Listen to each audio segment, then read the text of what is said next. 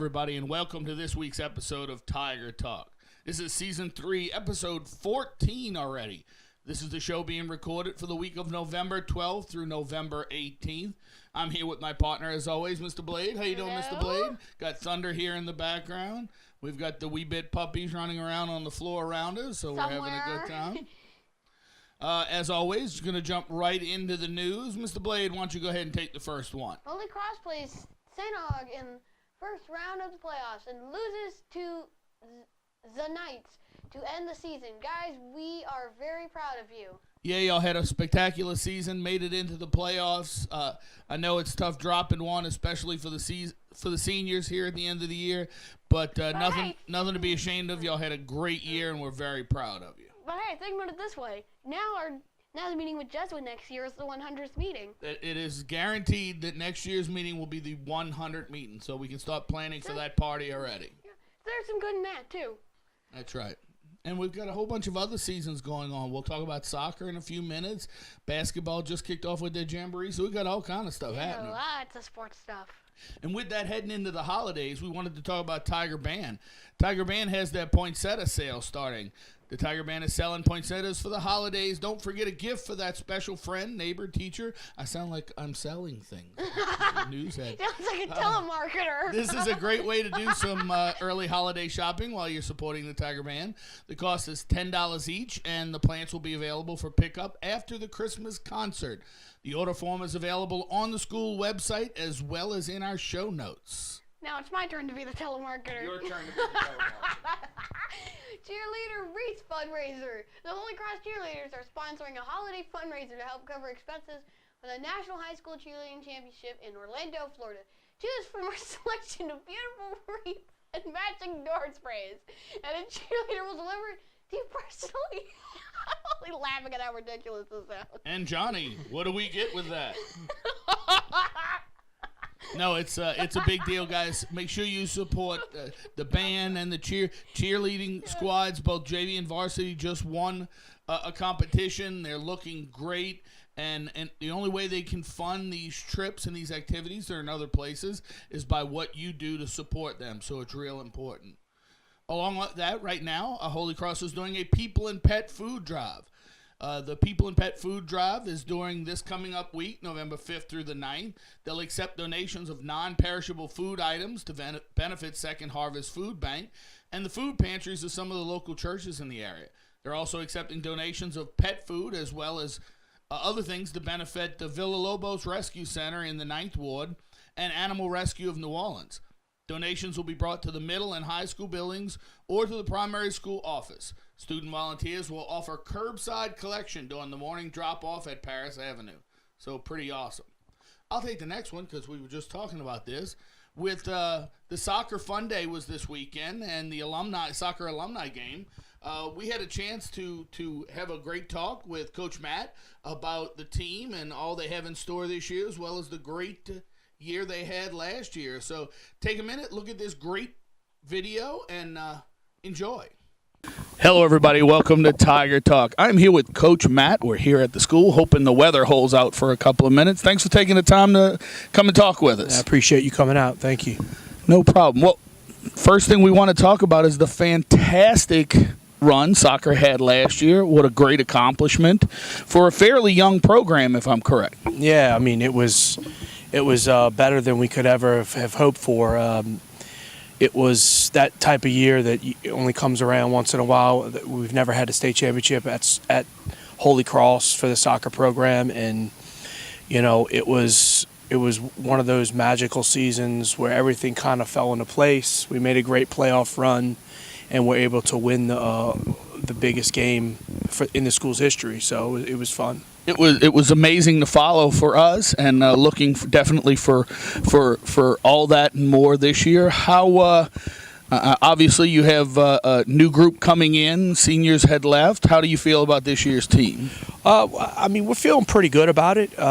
We have some really good kids coming back who were involved with last year, and we have a few new kids that we're trying to start mixing into this, the dynamic that we've had the last 3-4 years that we've been building.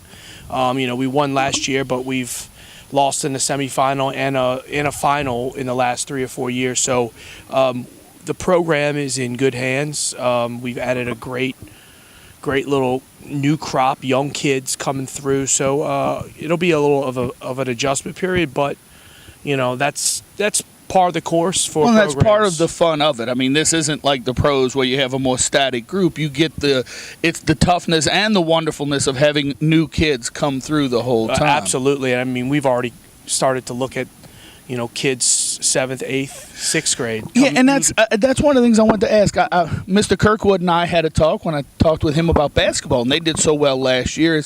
What's it like when here as the Holy Cross family, I mean, through intramurals and middle school, you're getting to look at kids so much earlier and hone them into that program. Right. We talk about program here a lot. And, it doesn't start in 9th grade. For us here, it starts in 5th grade. And now, I was at the primary school last year. It's starting earlier and earlier. And being able to recognize these kids and actually get them in the program. And, with the TCAC and the middle school and the 5th and 6th grade teams, it's extremely important to have these kids involved younger. So it's easier on the back end for us to plug them into the program. Well, it seems like a concept similar to what Holy Cross does with everything from academics on. Recognizing everybody's individual talents and giving them the outlet for those talents. Sure, absolutely. It is in the classroom, in the clubs, and on campus, everywhere on campus, it's the same. And we try to take that approach for our program. It's been paying dividends the last 3, 4, 5 years. We're starting to really bear the fruit of that process, and hoping this year that we continue forward with that process. Well, here I'm going to ask you before we move on to this year and a few things about coaching the guys. What was your favorite moment from last season? Wow. I know that's a tough one. It is a tough one. I think one of my favorite moments was in the semifinal, the year before we lost in the semifinal. So there was a lot on the line in that game, and we were 0-0 at half, and the halftime talk was a tense one, and they came out firing, and we ended up winning that game. I think that truly, was almost like getting the monkey off my back or our backs and getting into that final again, because I think with the confidence level we had once we got to that final, I think it was going to be ours to lose, and we didn't. So I think that semifinal game was one of the most exciting experiences all season. Very fulfilling moment to be able to know that you can inspire the guys. Well, sure. With that said, as a coach, what's your kind of thought process when focusing on the guys? You obviously want to win games, we know that, but beyond that, what's your process with them, encouraging them as the whole man? It starts in the beginning. I don't like to skip many steps. I like to make sure that all the I's are dotted and the T's are crossed. I don't want to just assume we're to a spot and then during the game it not happen. So my process is pretty thorough. I expect a lot out of the kids. They respond well. Normally, but hey, it's an over the course of the whole. Sure, but yeah, that's kind of my process, and I think it's worked out. Myself and the director of coaching at school, Stuart Hayers, we do really well feeding off of each other, and it's been pretty successful the last couple of years, and I think that between he and I and the way we formulate sessions and make sure we're getting everything taken care of, we found success with it. That's fantastic. And it's in talking with everyone, administration, teachers, coaches, and so many people wear so many different hats obviously around here, that it's wonderful to see that it's about looking at the whole process. Winning is great, but winning because of all the things that you've done is even more fulfilling. Sure. Last night we had our second scrimmage up in Baton Rouge, and we ended up winning the game, and the first thing I said after the game was, boys, I'll see you in class first thing tomorrow morning, because that's most important. And as long as we're all on the same track starting in the classroom, you know, and having that kind of discipline, I think that helps out on the field for them to draw from, you know, and then it's a whole family type of situation where, you know, we're not expecting different things on the field. We're expecting the same thing that their math teacher's expecting, for them to, you know, stand the line, get through the problem or the situation that we're all in. Fantastic. Well, and with that said, we have the beautiful new bleachers, and what you can't see, we'll try to put a little clip in there, guys. They've got the banners wrapped around the whole field over here, and we're heading into the actual start of the season. Y'all will be playing De La Salle, I'd say later on this week. We're filming this middle of the week. Right, so we're playing De La Salle next Wednesday, the 15th or the 14th. And yeah, we have the field just looks amazing. We are in the process of putting lights up. We have wrapped the fields with some Holy Cross banners or meshing. We have the new bleachers here from the summer we've set up. I mean, it's going to be an amazing home game experience once we get through all of these capital improvements, man. Everybody's extremely excited.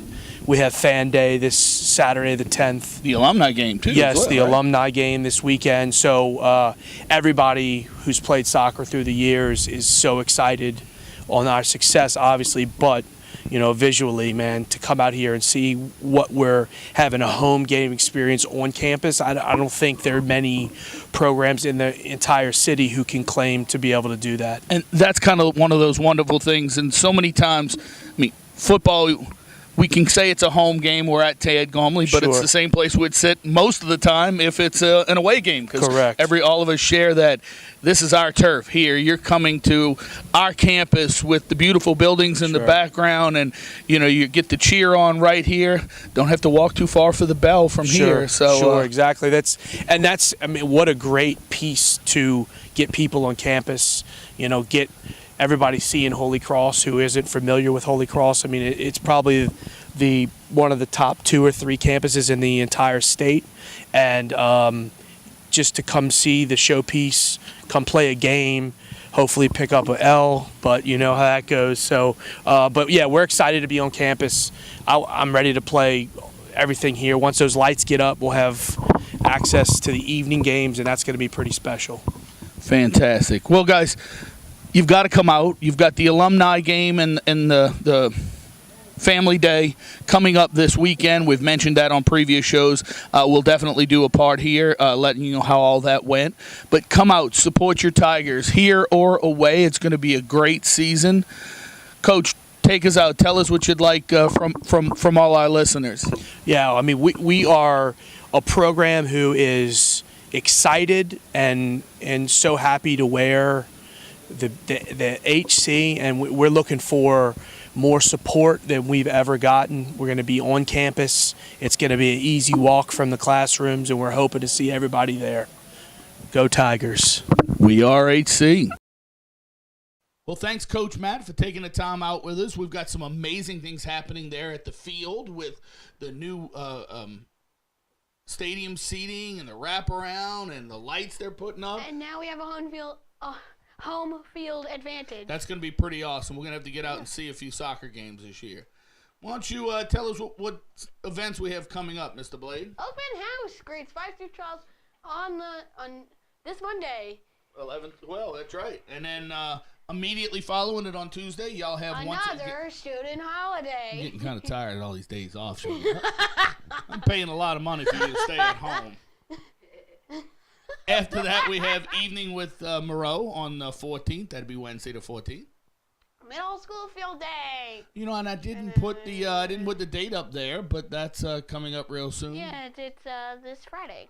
Yeah, coming up this Friday. So for the 16th, my apologies for not putting the date on that one on my show notes. And after a 4-day, we're like 3.5, I guess, since field days sort of cuts off half the day. It's the Thanksgiving holidays. More days off. 19th through the 23rd. More days off. 4 days off after 3.5 days of school. How do you feel about that? Not real pleased since I'll be going to work. I think you should cook all the Thanksgiving foods that you'll be off. I don't know how to cook turkey. It's because he is a turkey. What? No, I'm not a turkey. If I'm you're a off, person. if you're off for Thanksgiving and you don't have other better things to do, there's a great first annual STEM camp at Holy Cross during the Thanksgiving holidays. So sign up for that. Enjoy that. What else we got? Center stage, lend me a tenor. Yeah, first date for that is the 29th. I believe that runs November 29th through December 3rd. We will do a little more on that shortly. When we're allowed to go see it. We're going to go see it. I'm also trying to talk to folks at school to see if we can do an interview with some of the folks putting it together. On December 1st, we're going to have caroling under the oaks with the Holy Cross student. That'll be fun. Christmas boutique and brunch on December the 8th. We have the Christmas band concert on the December 10th. That will be when you can pick up your poinsettias that you got. And then the Christmas chorus concert is 2 days later on the 12th. That's right. All kinds of cool stuff. Well, as always, we do This Week in History. We got some really cool stuff in history going on. Take number 1, Mr. Blade. In 1777, the Articles of Confederation instituting perpetual union of the United States are adopted by Congress. In 1812, 40 soldiers were sent to ambush the Baratarians. They captured Jean Lafitte, his brother Pierre, and 25 other smugglers. Officials released the smugglers after they posted bond and they disappeared, refusing to return for trial. Spooky. Well, that was just two years and a little bit before the Battle of New Orleans. So they were wanted outlaws when Andrew Jackson convinced them to come help out and gave them pardons. We'll get to that in January. Eventually. Next up. At some point, 1835, Texas proclaims the independence from Mexico, calling itself the Lone Star Republic until it joins the Union in 1845, 10 years later. There you go. Now you know where the great Republic of Texas comes from. 1851, Herman Melville, the novel Moby Dick, is published in New York for the first time. In 1867, Mount Vesuvius erupts. Did I say that right? I don't think there's a T in it. Vesuvius. No, Vesuvius. I don't know what I... well, there's your butcher for the show. When it exploded, it blew the T right out of the word.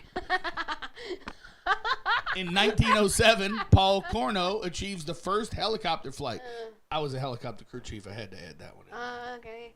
In 1913, the first ship sails through the Panama Canal, which connects the Atlantic and Pacific Oceans. In 1928, Mickey Mouse makes his first film debut in Steamboat Willie, the first animated talking picture. That makes Mickey 90 years old this week. Huh. That sounds a little weird. A 90-year-old mouse? Yeah. In 1952, Harvard's Paul Zoll becomes the first man to use electric shock to treat cardiac arrest. See, I keep putting these things. Since I do the show notes, I get to put the stuff in I like. And since you I are was a paramedic since I'm for a paramedic, slow time, yeah, you get a massive kick out I of get that. to add stuff like that. In 1969, the United States launched Apollo 12, the second mission to the moon from Cape Kennedy. In 1982, the Vietnam Veterans Memorial is dedicated in Washington, D.C. In fact, we are recording this on Veterans Day, if I remember Very correctly. appropriate note for Veterans Day.